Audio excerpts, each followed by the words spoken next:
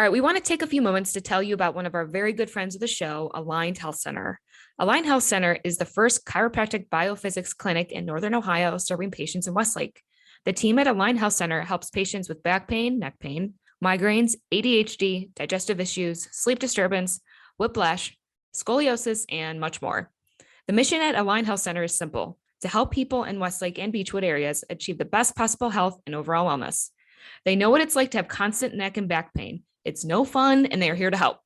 And as a special offer for the Orange is Orange listeners, it's you guys, Aligned Health Center is offering a free exam to our incredible fans. That's right, free exam at no cost just for you. So give Aligned Health Center a call at 440-230-6865 or visit their website at alignedhealthcenters.com to make an appointment and to learn more about how Aligned Health Center can help you.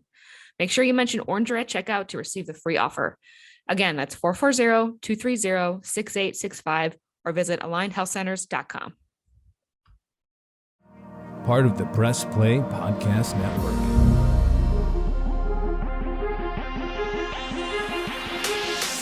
"45, 50, 45, 40, run, William, run! He's got blockers in front, 5, touchdown! Joshua Cribbs turns disaster into a score! Kick block! They block the kick!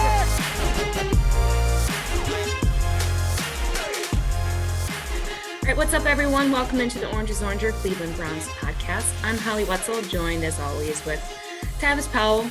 Tyvis, what's up? Listen, Holly, I'm just living life over there. Man, listen, I moved to Columbus on Friday. Oh, you did already move? Yes. You can't tell the new scenery. Yeah, I don't know. But anyways, yeah, I did. So I'm handling that. You know, obviously my newborn is 3 weeks old today. And Holly, that kid can eat. Like all she want to do is eat. So it's like to the point where I got it panned out though. Listen, I got it panned out.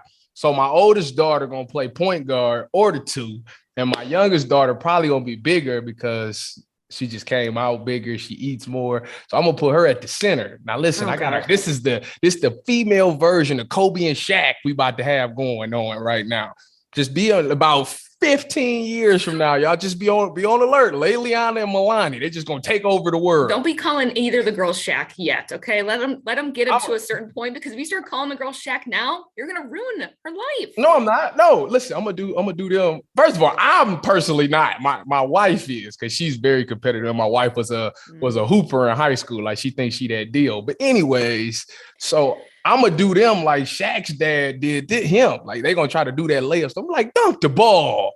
And they're gonna get mad at me, and they're gonna take their frustration out on the opposing team, and they're gonna go for 50 a game. And this is gonna be like the greatest thing ever. Well, maybe you take the King Richard route instead. You know, go to the Williams sisters. I kind of like that better. But well, Tyvis, we said last week, by the way, that we were gonna take another couple weeks, whatever. But just kidding, we're back 7 days later because we have a super special guest joining us today. Sheldon Day is here. Sheldon, thank you so much. I'm so excited you're here with us, and some new faces like myself, some old faces like Tyvis. You guys had a little time together in San Fran, am I right? You are right, and I just want to let everybody know that's listening, Tyvis was the most annoying teammate in life. He thought he was a better DB than me, but well, clearly. Hold on, wait a minute. Do you remember? So you remember, like, my last year in San Fran, they put this package together, like this rush package, and Salah had put the DBs at DN. It's like the Hail Mary throw. And I said, I'm about to go up in here and I'm going to hit the spin move. And all the D-lines said, Tyvis, do not engage, because if you engage, it's over.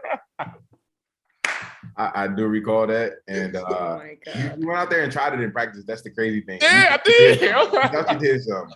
But, everybody has, dreams and hopes. And I hope yours got crushed right there, to be honest. Shell, the world don't know this, Shell, but when I played Muni League, like when I started my football career at 9 years old, I was the greatest DN ever. I was better than Julius Peppers, bro. I was that deal. And why you stopped?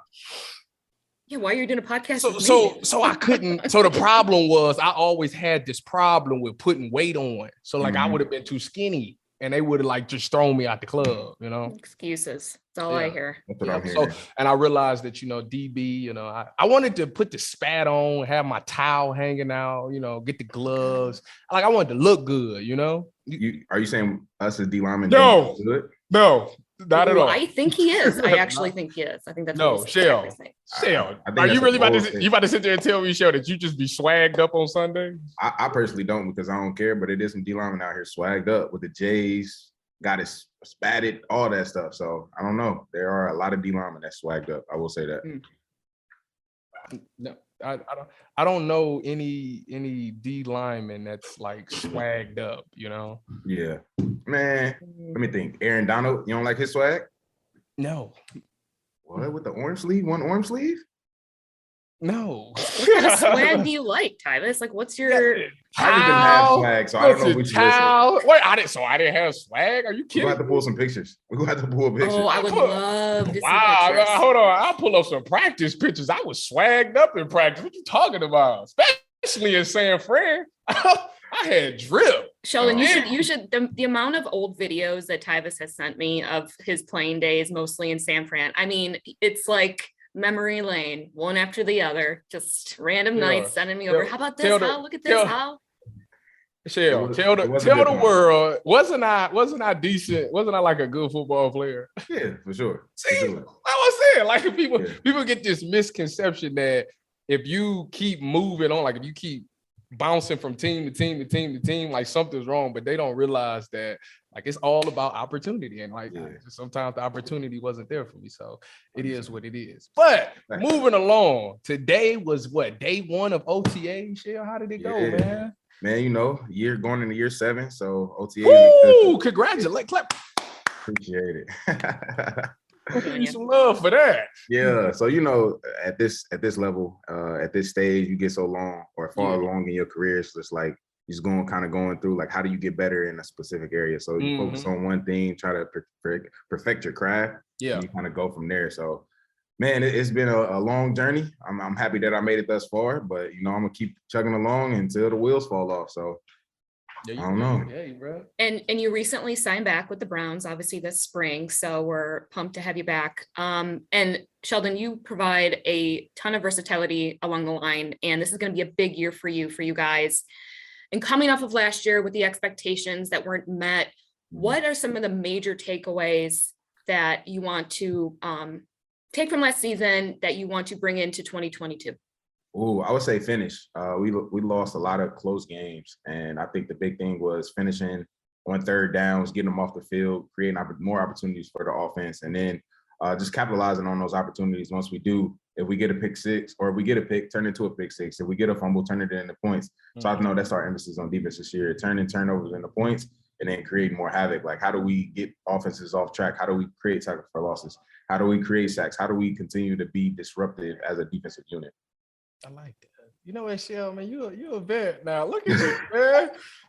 He is. He's a you true like, vet. nah, It's exciting. you really like the old dude in the D-line room now. Like, okay. It's crazy. It's really crazy because I remember I was calling everybody old head like Uncle Sherm, and now I'm Uncle Shell. And I just don't know how to feel about that, man. Michelle, so do you have a Sheldon, do you have a nickname, by the way? Like Shell? in the team? Is it Shell? Is it Uncle Shell now? Yeah, pretty much. Or OG. It's crazy. When I heard somebody call me OG this year, you knew it. I looked around, I'm like, y'all talking to me? It was the craziest thing ever. And I'm just like, nah, we gotta leave that OG in the back of the closet. Not yet, you know. So Shell, like being the OG and the uncle, like you see these rookies coming in, you see them fired up. Like, is there any ones that you kind of like taking under your wing right now? Like you trying to, show them the ropes? So actually, today was the first day that we did any like football activities with them. Yeah. So just being around them, trying to get their energy, and of course we have a group chat and stuff like that. But it's kind of different once you get on the field. You're kind of shy and all that stuff. But hopefully they come out their shell pretty soon because we need them this year to make this run. Absolutely. We need to do that D-line rotation thing going on. 2 or 3 plays, get you a blow, get everybody got a fresh leg. Because I tell you right now, you get new 6-7 play drives. Pass rush is non-existent anymore. Man, that's so true, man. Most people don't understand that. Like, they be like, playing the run, it's not that hard. And you say, it's the physicality of the run. But then when you start playing pass rush, it's like the taxing of your body because you're using more muscles and things like that. So just rushing the passer, man, especially on them 2-minute drives, it's probably the worst feeling as a D-lineman. It's like you trying to find air and it's nowhere to be found. And then you looking at that sideline, they going fast, you can't sub. It's probably the worst feeling as a D-lineman for sure. What are you doing now after each year since 7 years, Mr. Vet? What do you do on the off season to help keep yourself ready to go come August, July, June, all of the above? I think it's taking a reset. So everybody is so engulfed in their sport. I like to kind of reset and step away and work on stuff outside of my sport to help me have a fresh mind. Because I know most people, they get wrapped up in like, oh, it's football. But you got to think about you as the person outside of football as well. So that's how you become well-rounded and things like that. So I kind of take myself out of that and then do a lot of prehab. So working on the little muscles and making sure you build them up the right way. So then you start squatting, benching, running, and kind of adding miles, as I like to say. So you start with 10 striders, 12, work all the way up to 25, doing things like that to really start to say, hey, body, let's start getting back in this mode. So I do things like that. All right, Shell. So listen, you be honest with me. So you seen DY, take the whole offense out. You got Miles that signed this big deal. You got Denzel that broke the bank. What's up, bro? Where the defense taking y'all trip to? Man, so that's the crazy thing. We're still trying to figure that out. So I know there's been some talks like, hey, let's do a defensive trip. Hey, let's do this. Hey, let's do that. I think Deshaun came in and tried to set that tone early as this is my offense. This is my team now. So I think he came in with a plan, and I hear a lot of great stories about how the trip went, how it was planned the right way, how everybody was just happy about their experience and things like that. So I know the defense was kind of mad we couldn't go on the trip. We was like, dang. I don't know why. Y'all got the money over there. That's true. But They're going to do their own thing. They're going to do their own thing. No. See, defense is rock where, when you got to build that team bond, so, y'all get out there and start rocking with each other.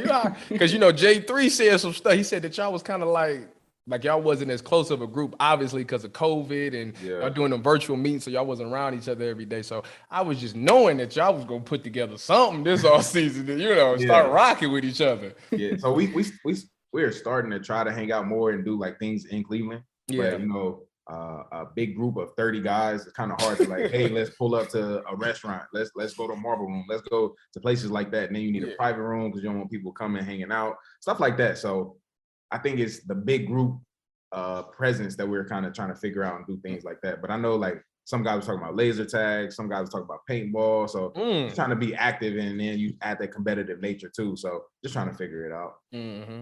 There better be video of the paintball situation if that's happening.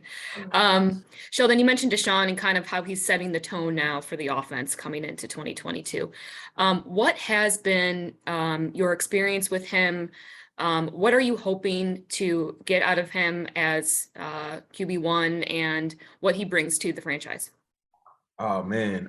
So my experience has been absolutely positive. He's actually, so my locker is in the middle of the locker room and then his is kind of diagonal. Talk to him frequently, just trying to pick his brain and things like that. Seems like a great guy, has a mentality about him and a presence. Like you can tell, hey, he's a leader and you just kind of want to follow him. And just the way he is kind of changing the offense to fit everybody and not just himself is kind of cool as well. Just throwing in inputs and things like that. And to see him, I played him a lot. So my time in Jacksonville, of course, we're in the same conference. Played him while I was in San Fran. So just seeing how he's changed as a quarterback and then seeing how he has kind of grew as a player, it's been kind of cool to watch from afar. But now being his teammate and seeing his daily work and things like that is even a better experience. So, what about Sheldon Day this year? Obviously, the Browns going to elevate. I'm sure that defense, everybody's year 2. Y'all get Jadeveon back. I know y'all was happy for that. Yeah. So, like year 2 being in this same system, everybody being together, and they kind of brought basically the same defensive back. So I know y'all going to be better this year because obviously I think y'all was top 5 last year in the defense, something like that, top 10, something. I think so, somewhere around there. Yeah. So what is Sheldon's personal goals this year? Like, what is Sheldon gonna put out there this year? Yeah. So I guess my year kind of started off shaky last year. Like I felt like I had a great camp. Thought I was gonna make the 53. It cut me. Told me that I was too expensive. They wanted to go younger, things like that. And then so just grinding. Oh yeah. Oh, I know all about that shit. You know, I know all about that. So then it's like, okay, just work. You know, keep your head down, work, grind. They put me on practice squad. They gave me an opportunity to play against the Cardinals. I went out there, had 7 tackles. I'm like, oh, they gotta activate me. Wait another 4 weeks. Play against Cincinnati. Had half a sack, 5 tackles, something like that. I'm like, oh, they gotta activate me. And it's just like, it seems like you keep stepping and keep elevating. You show them that you should be on the field. You are a competitor and things like that. And it just seemed like it never clicked for them. So really trying to kind of carry that over into like, hey, I'm not going to give you the opportunity to cut me there again this year, and really kind of make my presence known. So really trying to force their hand, like put myself out there in the media, like I believe I'm a starter, say things like that, and go out there and show that. And then, well, I got the stats to prove it. So now I'm kind of putting them in a predicament to say, hey, we drafted these guys. Hey, we got a guy that we paid, but Sheldon's still playing at this high level. How do we not keep him? So really putting them in a predicament. I like that, Shell, because so for the people that don't know, like if you're a vet and you make, the 53-man roster coming out of camp, a lot of the times you see these vets get cut right before like the final cuts, because if they cut you, they don't have to, your salary won't be guaranteed for the year. So they cut you. Then after, the final 53 is made, they'll bring you back, because now they can continuously cut you, add you, and they don't have to pay you your full salary. It won't be guaranteed. But if you make the final 53 as a vet, you can have a guaranteed salary. So that's why you see a lot of these big name or some of these people that's on the fence get cut, and then they get brought right back after like the first week or something like that. So I see what you're saying right there. That's it's the business nature, and it sucks. Yeah. It sucks, but hey, I'm just putting everybody on some game right now. Go ahead, Holly. Well, I was going to say, so Sheldon, you mentioned some of the things that you do in the off season. And one thing I saw with you is that I don't understand the world of NFT. I know nothing about it. I'm so confused by it, but I know that you have some side hustles going on. And so tell me a little about, you're into the NFT, right? That's a thing for you. Yeah. So I got into NFTs because I thought the art was cool and I thought it was a collectible. And then I started to kind of dive deeper into Web3 and really learning how a community can have an everlasting change on the world we see today. So for an example, I'm part of a DAO called Kraus House. I'm part of a DAO called Bank DAO. And Kraus House's goal is to own and operate an NBA team. Bank DAO is to create a more inclusive financial system for everybody. So really trying to use the community to really switch the way the Web 2 world has been run. So usually when it comes to an NBA team, you have to have billions of dollars to go buy an NBA team when that's one person. Well, not why can't we come together as a community and buy an NBA team? And now we get a say-so in how our NBA team is ran, and we get proceeds from that. And then on Bank DAO's situation, so how do we transform the banking system? Because our banks, the way they're run today, we give the banks our money and they don't give us anything in return, 0.01% interest. So how do we have a say-so in how our money is spent, how our money is allocated, and how do we redistribute the wealth in America and hopefully the world? So just really trying to transform in the world's concept when it comes to business and things like that, and how we can come together. And I believe power is in community. So how do we come together as a community and really create everlasting change? That's so neat. What's your dream? Like, what's your, like, you say NBA team, you know, what's your like dream to have with this? I would say Bank DAO, because a more inclusive financial system means more wealth created for everyday individuals. So how do we change how we view wealth? How do we go obtain wealth? How do we stop, we call them gatekeepers. How do we stop the gatekeepers from allowing me, Tyvis, you create wealth? Why do I have to go to the NFL just to get money in my pocket? Why can't I just be Sheldon, the IT man, and I create my wealth that way, and I learn how to go invest in real estate? I go learn about venture capital. I go learn about private equity and all these alternative investments that I'm not able to get access to because they put a cap of you have to make over $250,000, or you have to have a combined net worth of $1 million between you and other people. So it's just really trying to transform people's mindsets. And then this all started because I am an athlete. I got an opportunity to invest in some companies early on, But my peers, they didn't really think about investing in companies. They start, oh, I'm going to listen to my financial advisor. I'm just going to do stock market. Well, what happens when the stock market takes a turn? You don't have anything to fall back on. So how do we start having ownership and equity in companies to where they succeed, we succeed? So that's kind of how I started on this journey. And I just started to go deeper and deeper. That's really cool because you got to have a backup plan always. Yeah. I mean, nothing's guaranteed, right? So Tyvis is about to become an NFT. I can see it in his eyes. They're growing very large over there. Yeah, I got some communities you can join, T. I mean, listen, he might have talked me into something. I see you taking notes over there. Yeah, because I be seeing shit like he be on the Twitter Spaces all the time, and I be seeing him like on this. Like, what? I gotta pop on in there, man. Yeah. I gotta see what you. Tap in one time. Let me get on up in there and learn something, man. You done put me on to something, shit. I appreciate it. Got you, man. So, Shell, like, all right, I gotta ask these questions because I'm a Cleveland fan, and if I want to know, then the world want to know. Okay. Is the Super Bowl a bust this year? Ooh. So look, I put it on you straight. Like, I don't like putting those type of terms on it because then it's like, all right, if we don't achieve it, does that mean we had a bust, or does that mean we're still building and we're still going this dynasty, this organization? Yeah. So, like in 19 when we went to the Super Bowl, it's like, was the Super Bowl a bust? No, we were laying the foundation to continue to grow and win. So I think the foundation is laid. Does that mean the layer is ready for a Super Bowl? We have the possibility, yes. But does that mean if we don't make it, is the foundation crumbled? No, we're just laid another layer. Now we're going to build off of that and continue to grow. I like that answer. That's a dang good answer. You know what? You should be the Brown spokesperson. You know that? I ain't going to say all that. Nobody wants that job. Nobody wants that job. All right, Sheldon. So we'll wrap up with some fun questions. So I thought, texted with Tyvis earlier, and we thought we should do some superlatives, Browns editions. So some class superlatives, good old, it's like pretend we're in high school, but we're going to go Browns edition. So on the roster, first question, who is the biggest practical joker / class clown? Curtis Weaver. And so for people that don't know his name, he calls himself Silky. And I'm like, hold on, why do people call you Silky? And he says, because I'm silk. I'm like, hold on, what? And then I guess there's a whole backstory. He went into it and I'm just like, your name is Curtis to me, you're not Silky. So he's probably the funniest guy on the team, followed by Jadeveon Clowney, funniest guy you'll ever meet if he talks.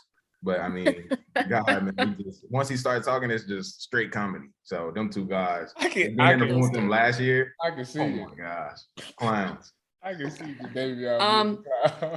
This kind of ties into what you guys were talking about with the most swag. But who's the best dressed? It ain't Shell. Nah, definitely not. I'm there to win the game. Denzel got some swag. Thank you. You know why? Wait a minute. You know why? No. You know why? No. You know Oh why? God, I know where he's going with this too. Yeah. I know where you're going with this too. He got Buckeye ties. That's why he got the most swag. I mean, it's just, you know, using that secondary, it is what it is. I didn't make the rules. You know, it is what it is. Right. Who else got swag? Malik McDowell had swag for a big dude last year. I will say that. And then Malik Jackson. He had the freshest shoes every week. So if it's shoe game, Malik Jackson, overall attire Denzel. So wait, Shell, you still doing the tape fingers every game? No, I don't take nothing, big dog. You don't I take? I was a no tape guy. Yeah, I got to feel all that. You know that. And you wonder why? you wonder why? Why is that? Why don't you tape anything? Yeah, Shell, tell the world why that? you don't tape your hands. So in practice, it's more of a feel thing. Like I got a field jersey. So then when I get to the game, I wear gloves because it's more aggressive in the game. So you get cut up a little bit more. But I wore tape in high school, but then my hands just kept itching and doing all this stuff. So I felt like I was breaking out due to the tape. But then it's like, for what reason? You know, just do power cleans, hang cleans, get your wrist right. Just keep on pushing. So most guys don't like to do that. Like Tyvis wasn't a big hang clean workout guy. So he had to tape his wrist. First of all, hold on, wait a minute. First of all, I broke my wrist at Ohio State, so I can't flip a bar, period. So yeah, I always had to wear a wrist rocket every game. I actually had like a special thing So I know individuals who have broken their wrist and they can still hang clean. You know what? Wait a minute. Hold on. Wait a minute. Funny. It's funny that you bring this up because when I was in Cleveland and I got the thing that I use now, Miles was in the same thing with me. He got the same thing going on with his wrist. I don't know if he still wears it today, but he got the same thing it's somewhere. Does he, Sheldon? Does he still wear it? I have never seen Miles tape or do anything like that. I've seen Miles power clean the other day. So, I mean, you could go check his Instagram. He's power cleaning right now. So. Do you see? Look, you see that? That's how far my wrists go back. That sounds like Ohio State did you some disservice. I mean, listen, I gave my wrist to that university, so that's why, if whatever I asked for, they should say yes, Tyvis. You gave it. You can never do a push-up again because your service is at the Ohio State University. So wow. Yeah, that's crazy. All right, who's got the best hair? Me, for sure. I was gonna say I would vote you. Yeah. Best bromance. Best bromance. Ooh. Wow. It's on the O line, so it's like it was weird. It's like it was like Wyatt, JC, and Joel. But I would say Joe and JC took over, but I think it's kind of transitioned to Wyatt and Jack. They always joke with each other. Their comedy's a little different. I would say that, and they just get each other. They're the bromance of the team. Like everybody aspires to be them. So all right, who's most likely to sleep through an earthquake? Who's not getting up for anything? I'm gonna say Rich LeCount. It is sleepy dude, very sleepy. Sleepy dude. Who's most likely to talk your ear off? Oh, it depends. So if JD's talking, definitely JD. But who's talking a lot? Davion be talking like that. Matter of fact, I'm gonna get him mic'd up, and y'all go see how much he talk. It's like you ask him one question, the whole day. He ain't gonna stop talking. So it's him and Curtis always talk. Curtis probably takes the lead on that, but if JD talk, he's not stopping. Who's the biggest gossip? Ooh, it's either the DB room or the linebacker. Wow. It's like the safeties though, not the corners. Wow. Denzel don't talk. Really? Yeah, it's like the safeties or the linebackers. I knew it was. Denzel pretty quiet, but that's not the point. You're not about to just put that on the safeties. Like, first of all, he just did. Wait a minute. It's a reason behind this. You know how many calls we got to give and how loud we got to be. So it's like in our nature to like talk. Like we gotta you feel me? Gossip? I asked gossip. I'm saying like we know stuff, so we gotta share the information we know. Like if we see something, we gotta call it out. So it's just like in the. I'm not gonna let you get that because y'all got signals. You feel me? Y'all over here. No, y'all hitting the thigh for cover 4. You feel me? Like in the corner, got to make eye contact. Listen, we gotta. Hey, look. Hey, I know you remember this. Look, T. Everybody knows what that is. Come on, man. Look. I'm not gonna let you get away with that. I'm just saying, like it's a reason that we got some. Like we know information. It's like we see formations on the field. We watch film. Like we want everybody to know. So like. We just keep it in regular life. Like we find out some stuff we want people to know. Nah. It's called putting you on. Like we putting you on to something. I can't give you that one, T. Wow. Mm-mm. Agreed. Man, y'all Sheldon, who's the most gullible? Shell? Nah. I would say the rookies, all the rookies. It's just like the nature of the beast. Like we could say we got full pass tomorrow, and they'd be like, "What? I don't even got my pass," and they'll just start freaking out. So I think it's one of those, and then coaches. Like coaches believe almost anything. It's crazy. Can you give an example? I would love to hear one. What should I? An appropriate example. They gullible. Ooh, I mean, we do inappropriate here too. You can be late to a meeting or something, and people will say like, "All right, I caught a flat tire" or something like that. And coach will be like, "Oh man, are you okay? Like, what can we do?" Blah blah blah. So it's just like it's not good to do, but it's like, all right, like if you just come up with a car issue or like my dog did this or anything like that, coaches are more likely to believe stuff like that. Gotcha. That's interesting. You wouldn't think that though, right? Like you would think they'd see through all the BS. Yeah. All right, last question. Who would you like to be stuck on a desert island with? All about the survival. I go say Anthony Walker. Smart dude. I like that Smart answer. dude. Yeah. Definitely. Smart Yeah. dude. I'll play We'll figure it out. We'll figure it out. Yeah, I like that. That's I a like that great too. answer. Then John Johnson probably be my second. Yeah, smart dude. Yeah. Try to figure Oh. stuff out, make stuff shake. I like it. Cool. Well, see, that's all. We wanted to ask some fun questions, right? Wait a Tyvis? minute. No, I got one. Get to know our players a little bit more. No, hold on. Wait a minute, because I got one for him. Now. Oh, okay. I got two that's gonna stump him. Okay. Mm. You've played with some pretty high profile defense ends and D tackles. You play with Mhm. Defoe. Yeah. You play with Nick Bosa. And Yeah. you play with Myles Garrett. Yeah. 2-on-2 pass rush. Who you picking? Ooh. 2-on-2. Yep. So, all right, I'm gonna give you another scenario. What's the situation? We trying to end the game, or we got Hey, you know what? That does matter, though. That's what I'm saying. We got 10 attempts, or we going to end the game? No, it's one play for the game. Oh, I'm going. Nick Bosa and You know why you going with Nick? Hold on, wait a minute. Stop right there. I'm about to do this. You We're know not why doing you this going again. with Nick? Go Bucks, baby. It's just listen. It is what it is. Try doing a podcast yeah. with him, Sheldon, It is- every week. It is what it is. Ohio State threw up all over this I'm podcast. glad that you said he said it. I did it. Listen, that's Denzel got the most swag.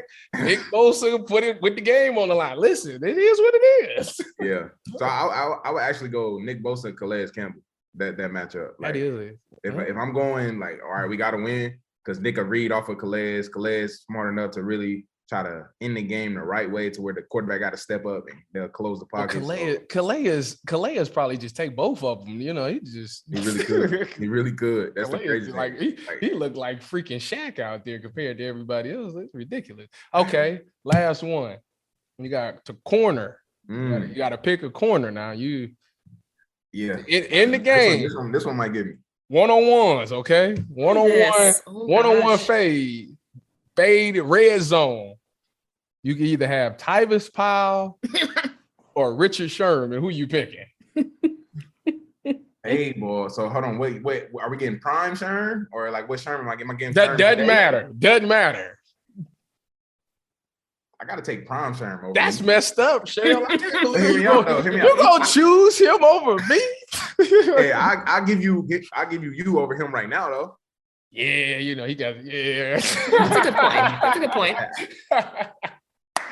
Oh, Shell, thank you so much for jumping on, man. We really appreciate you coming in and talking some Browns, man. You know, this is you've been there for me, man. I appreciate you. Already, Man. my guy. Even You back know when my I guy. was spazzing out and saying, remember I was about to get cut, and I kept telling y'all that week I was gonna get cut, and y'all was like, "Tyvis, chill out," and then I ended up getting cut. You remember that? But you talked that into existence, bro. I think I you knew was straight. it, Shell. Yeah. I knew. Listen, the thing about the NFL is that they make it blatantly. They put it right there on the wall. If you can't see it, it's on you. Like they literally made it obvious that they was gonna cut me that week.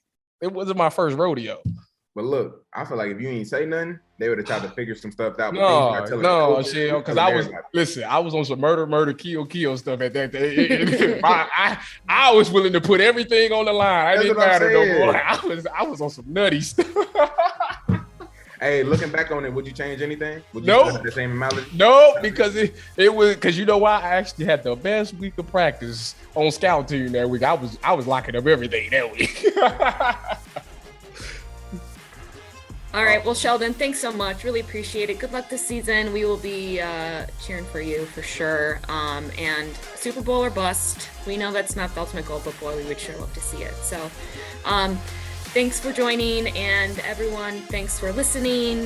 This is the Orange is Oranger Cleveland Browns podcast. I'm Holly Wetzel, Tyvis Powell, Ty Cords, our producer. Thanks for joining, and go Browns.